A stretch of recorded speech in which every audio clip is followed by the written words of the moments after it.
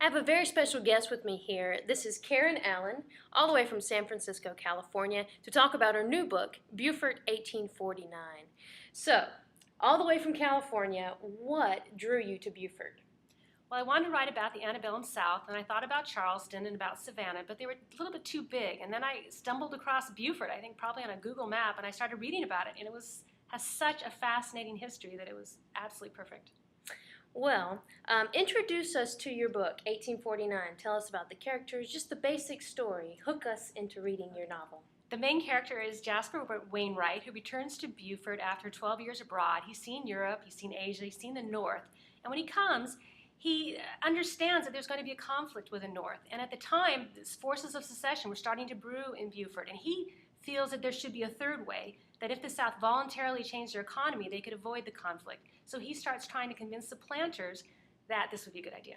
And there's also a little love story in there too, right? Yes, his cousin's niece is very beautiful, and his cousin would love Jasper to marry her, but Jasper doesn't want to settle in the South. He's been there, done that, and wants to leave again. Still, he really likes Kara.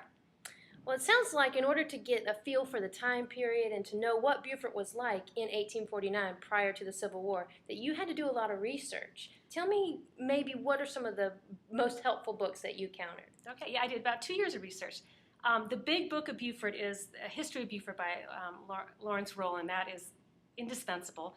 But I tried to also look at first-person accounts because I wanted to hear their voices and understand their values and their language. And one I really liked was one by Frederick Law Olmsted, who is the landscape architect from New York City. Well, when he was younger, he was a journalist, and he toured the South and wrote down very detailed observations, especially of Sea Island plantations. And so I based a lot of some of what I wrote on what he wrote. It sounds like you're a very thorough researcher. I also know that you are also a publisher and you have a hand in a publishing company. What's it like to be an author but also a publisher who understands the business side of things? Well, the physical part of it isn't that difficult with the digital age. It's not that hard to get, I mean, it takes work, but to get it into production, there's a lot of different platforms now, digital platforms that can be kind of complicated. The very, very hard part is the marketing, getting the word out, because there's so much media out there. People are just hit by constant streams of information, and trying to get the message about a particular book is challenging. Well, thank you for helping to get the word out to us about Beaufort 1849, and we'll be looking for this at our local library. Well, thank you. Thank you.